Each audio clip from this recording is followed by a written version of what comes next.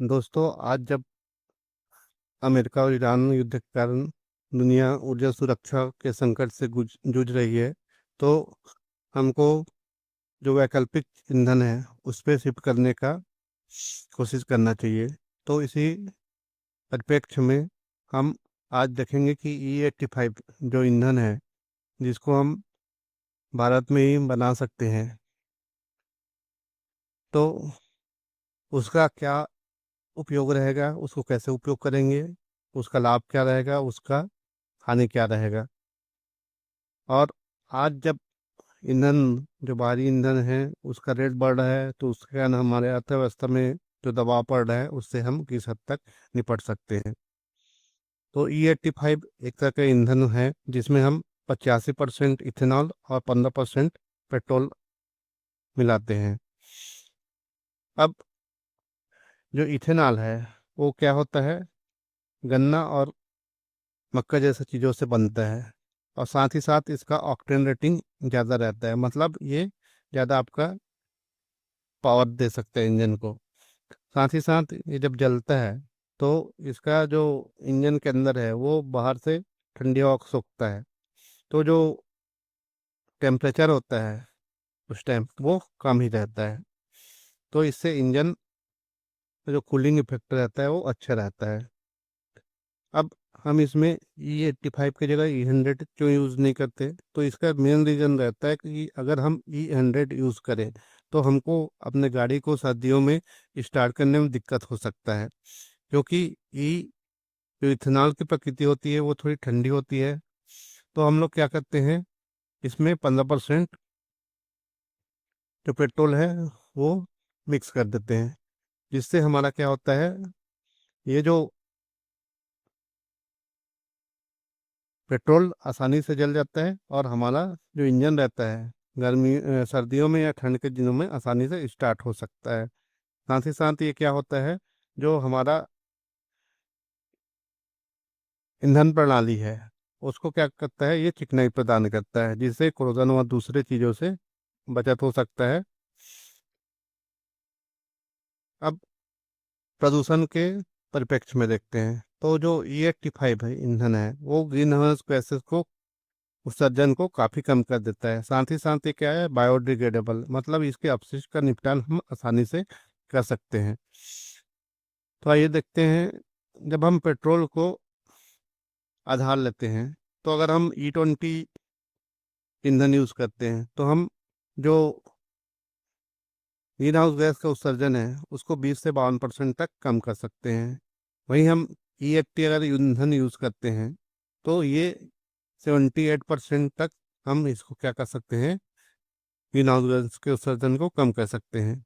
वहीं हम अगर E85 में शिफ्ट हो हैं तो जो ग्रीन हाउस गैसों का उत्सर्जन है वो 86% तक कम हो सकता है।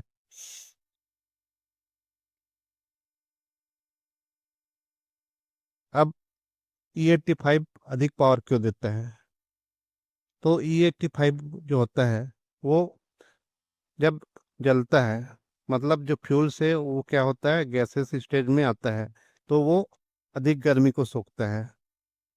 इसका परिणाम क्या होता है, जो इनटेक का हवा है, अंदर का हवा है, वो ठंडी हो जाती है और घनी हो जाती है।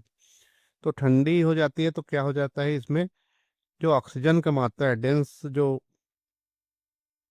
एयर रहता है उसमें ऑक्सीजन का मात्रा बढ़ जाता है, जिससे क्या होता है, वो जो फ्यूल रहता है वो अच्छे से जलता है। तो इसके कारण क्या होता है, जो टर्बोचार्ज इंजन रहता है वो उसमें ईंधन अच्छे से जलता है, और हमारा इंजन को जो पावर रहता है वो अच्छे से मिलता है। साथ ही साथ ये क्या करता है, इसमें जो ऑक्टेन का रेटिंग होता है 100 से 105 रहता है, तो ये नॉकिंग के जो प्रॉब्लम है उसको कम कर देता है। नॉकिंग वो चीज़ होता है जिसमें इंजन में जो फ्यूल रहता है वो स्पार्क करके जब हम जलाते हैं उसके पहले ही वो क्या हो जाता है, थोड़ा जलना चालू कर देता है, तो ये पूर्ण रूप से दहन नहीं होता, जिसके कारण हमारा जो टर्बो बूस्ट रहता है वो नहीं मिल पाता। वहीं जो E85 में ऑक्टेन का रेटिंग अच्छा रहता है, तो जब हम स्पार्क देते हैं तभी ये क्या होता है, अच्छे से जलता है, और ये जो हमारे इंजन को बूस्ट अच्छे से जलेगा, तो जो इंजन का पावर रहेगा वो अच्छे से देता है। अब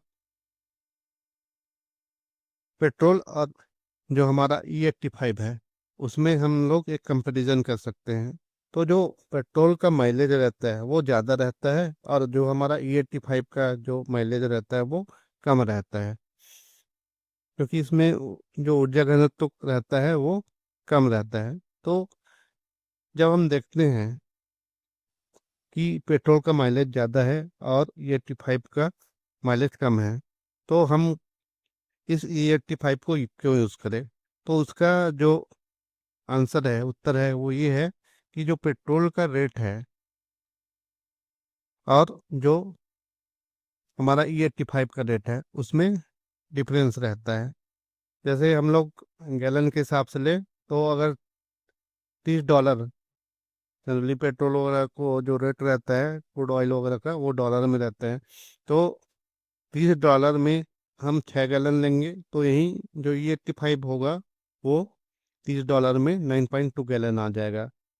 तो जो हमारा पर मील जो कॉस्ट रहेगा वो गैसोलीन के कारण 0.20 प्रति मील रहेगा, डॉलर प्रति मील रहेगा, और जो E85 ईंधन है वो 0.16 से प्रति मील रहेगा। ठीक है।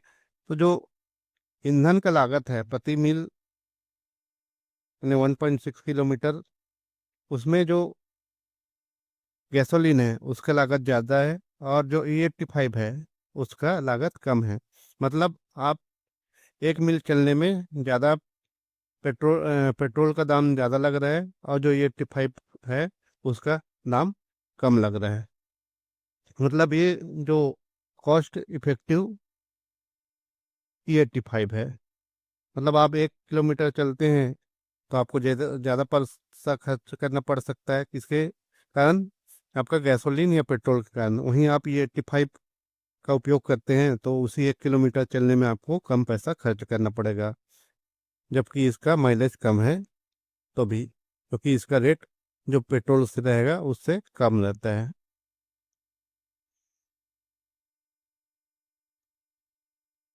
अब क्या होता है, जो इंजन रहता है टर्बोचार्ज या सुपरचार्ज इंजन में, क्या होता है आपका 15 से 25% तक पावर में वृद्धि हो सकता है। ये क्यों होता है? आपका जो इनटेक तापमान रहता है वो क्या करता है, गैसोलीन कम कर देता है। ठीक है। और इसके कारण क्या होता है, उसको जो कम कर देते हैं तो क्या होता है, ऑक्सीजन उसमें बढ़ जाता है, उस एरिया में ऑक्सीजन बढ़ जाता है तो क्या होता है, वो अच्छे से जलता है। अच्छे से जलता है तो आपको क्या होता है, आपके इंजन को बूस्ट मिलता है। अब जो E85 है उसको हम ऐसे यूज़ नहीं कर सकते। उसके लिए क्या करना पड़ेगा, हमको कुछ चीज़ें जो हमारे कार या वाहन में है उसको चेंज करना पड़ेगा। तो जो सबसे पहला चीज़ क्या होगा, जो चेंज करेंगे वो होगा हमारा हाई फ्लो फ्यूल इंजेक्टर। ठीक है। तो जो E85 है वो पेट्रोल की तुलना में आपको 30 से 40% अधिक ईंधन की आवश्यकता होती है। तो ये जलने में इसको क्या होगा, 30 से 40% अधिक ईंधन की आवश्यकता होगी। ठीक है। तो जो फ्यूल इंजेक्टर है उसका जो कैपेसिटी है उसको हमको बढ़ाना पड़ेगा। मतलब जो फ्लो करेंगे हम लोग इंजन में, जो ईंधन डालेंगे उसकी मात्रा हमको बढ़ानी पड़ेगी। तो हाई फ्लो फ्यूल इंजेक्टर का हमको उपयोग करना पड़ेगा। दूसरा क्या होता है, ये E85 होता है वो रबर जो लाइन है हमारे, जो अभी के गाड़ियाँ हैं उसमें रबर की लाइनें होती है, जो क्या करती है, हमारे पेट्रोल टैंक से इंजन की ओर ईंधन को ले जाती है, तो उसको खराब कर सकती है। तो इसके जगह हमको दूसरे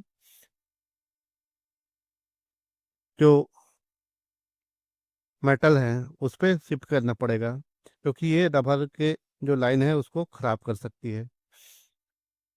इसके जगह हम टेफ्लॉन या दूसरी चीज का उपयोग करना पड़ेगा। तीसरा होता है फ्लैग फ्यूल सेंसर, इसको हमको चेंज करना पड़ेगा। ये फ्लैग फ्यूल सेंसर क्या होता है, ये हर सेकंड में आपका 50 से 100 बार क्या करता है, ईंधन को, टैंक में ईंधन कितना है वो उसको नापते रहता है। ठीक है, तो ये हमको रियल टाइम में बताते रहता है कि हमारे टैंक में कितना ईंधन है। तो इसका सेंसर जो रहेगा उसको हमको चेंज करके फ्लैग फ्यूल के आधार पे इसको क्या करना पड़ेगा, चेंज करना पड़ेगा, ताकि रियल टाइम पे हमको क्या पता चलते रहे कि फ्यूल कितना है टैंक में। और जो E85 कन्वर्टेड गाड़ी रहेगा उसमें आपका ये एक एडवांटेज रहेगा कि ये आप नॉर्मल पेट्रोल भी उसमें यूज़ कर सकते हैं। तो आप कहीं जाते हैं और आपको रास्ते में जो E85 फ्यूल नहीं मिलता तो आप नॉर्मल फ्यूल भी डाल सकते हैं। उसके बाद आते हैं इसका जो फ्यूल टैंक रहता है। फ्यूल टैंक में क्या हो सकता है, जो E85 ईंधन रहता है उसका प्राकृतिक कारण क्या होता है, इसमें आपका कोरोजन आ सकता है। तो कोरोजन को कम करने के लिए हम लोग ऐसा टैंक यूज़ करेंगे जो E85 के लिए सुटेबल हो और कोरोजन को कम कर सके। तो जो सामान्य स्टील का ये होता है उसकी जगह हम लोग ऐसा ही स्टील का यूज़ करेंगे जो कोरोजन को कम कर सके। अब दोनों में कंपैरिजन देख लेते हैं। तो जो ऑक्टेन रेटिंग रहता है वो पेट्रोल का 87 to 93 रहता है, जबकि E85 का क्या रहता है, वो 100 से 105 रहता है। मतलब ऑक्टेन रेटिंग हाई है तो आपको क्या मिलेगा, पावर बूस्ट ज़्यादा मिलेगा। ऊर्जा घनत्व के मामले में जो पेट्रोल रहता है वो थोड़ा ज़्यादा रहता है, और E85 में जो ऊर्जा घनत्व रहता है वो कम रहता है। अब जो प्रदूषण है उसके हिसाब से अगर हम पेट्रोल के जगह E85 का यूज़ करें तो जो हाइड्रोकार्बन है और जो कार्बन मोनोऑक्साइड और कार्बन डाइऑक्साइड है उसमें भारी कमी हमको देखने से मिल सकती है। और जो इंजन में दहन का तापमान होता है वो क्या होता है, पेट्रोल अगर हम डालेंगे तो वो हाई रहेगा, मतलब इंजन ज़्यादा गर्म रहेगा, जबकि जो दहन तापमान है ये कम रहता है किसके परिप्रेक्ष्य में, E85 के परिप्रेक्ष्य में। तो क्या हो सकता है, ये इंजन को ठंडा रखता है। क्षरण क्षमता यानी कोरोजन है, कोरोजन क्या होता है, पेट्रोल और जो डीजल रहता है उसमें कम रहता है, जबकि इसमें क्या हो सकता है, आपका E85 में कोरोजन ज़्यादा होता है। तो इसके लिए हमको एक स्पेशल टाइप का रबर और मेटल का आवश्यकता होगा। रबर किस में यूज़ हो रहा था, आपका फ्यूल पाइप में, तो उसके जगह विशेष प्रकार का रबर ले लेंगे, या आपका टेफ्लॉन वगैरह का जो मेटल का रहेगा वो पाइप ले लेंगे। और आपका जो टैंक रहेगा उसमें हम स्टेनलेस स्टील या ऐसे कोई चीज़ यूज़ करेंगे जिससे क्या हो जाए, कोरोजन आपका ना हो। अभी फिलहाल हम क्या कर रहे हैं, E20 पेट्रोल यूज़ कर रहे हैं। जो अभी गाड़ियां आ रही दो हजार तेईस के बाद, उसमें जो अधिकांश वाहन हैं वो E20 फ्यूल बेस्ड इंजन से चल रही है। और अगर हम इसको E85 में चेंज करते हैं तो ये अचानक से हम इसको E85 में चेंज नहीं कर सकते, क्योंकि बहुत सारी चीज़ें हैं जो बुनियादी ढांचा है उसको हमको क्या करना पड़ेगा, चेंज करना पड़ेगा। और बहुत सारी तकनीक, आपका हार्डवेयर है और सॉफ्टवेयर है, उसमें चेंज करना पड़ेगा।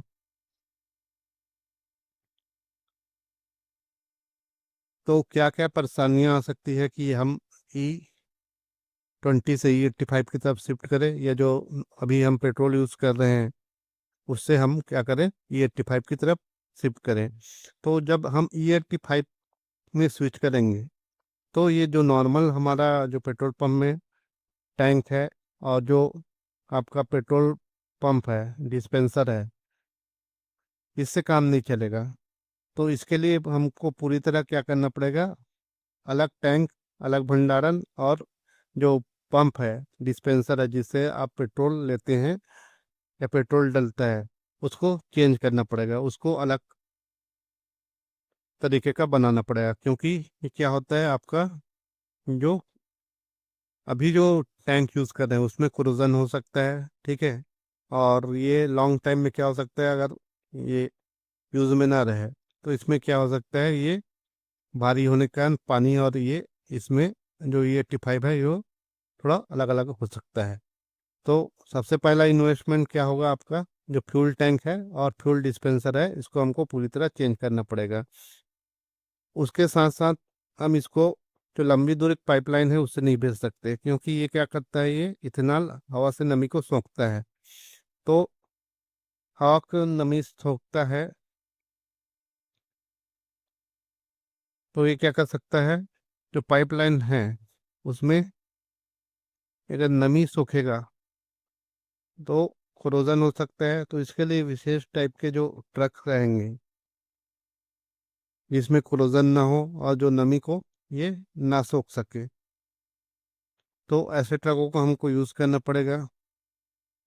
साथ ही साथ जो इसका माइलेज कम है, मतलब E85 जब हम यूज़ करते हैं तो गाड़ी का माइलेज कम हो जाता है। तो माइलेज कम होने के लिए क्या करना पड़ेगा, जो E85 है उसका रेट हमको कम रखना पड़ेगा।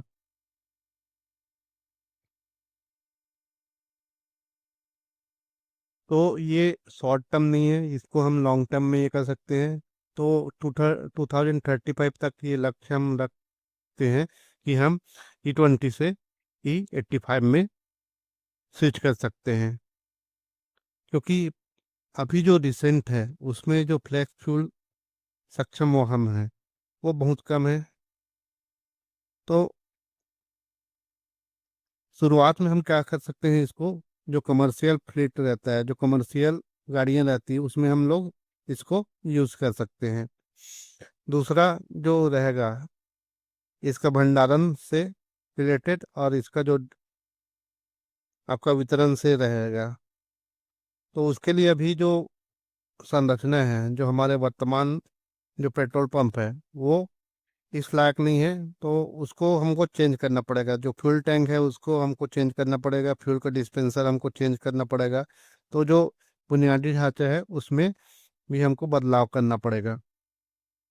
और साथ ही साथ किसी चीज़ को किसी देश में होने के लिए राजनीतिक इच्छा शक्ति या उस देश की सरकार की जो इच्छा शक्ति है, महत्वाकांक्षा है, उसको हाई होना बहुत ज़रूरी है। तो तेल का आयात कम करने और जो हमारा कृषि आय है, गन्ना या मक्का से जो आय है उसको बढ़ाने के लिए क्या करना पड़ेगा, हमको E85 की तरफ शिफ्ट करना पड़ेगा।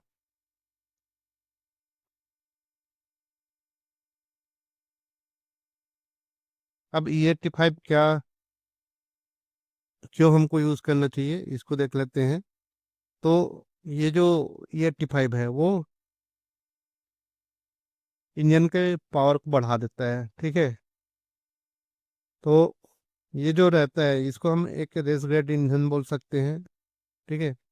तो जो लॉन्ग कंस्ट्रक्शन में है वो ये इंजन के लिए ये E85 बहुत बढ़िया है।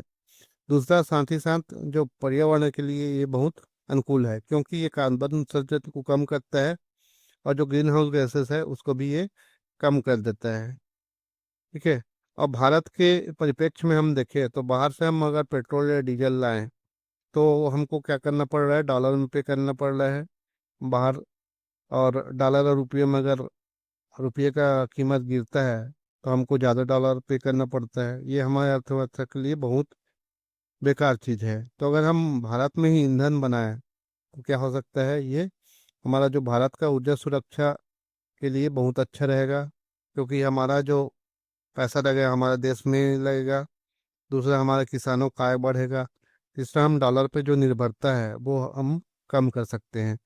और पूरे पूरे हम जो दूसरे देश पे निर्भर हैं, अभी ईरान और अमेरिका युद्ध के कारण जो एनर्जी क्राइसिस चल रही है उससे हम बहुत हद तक बच सकते हैं। Thank you.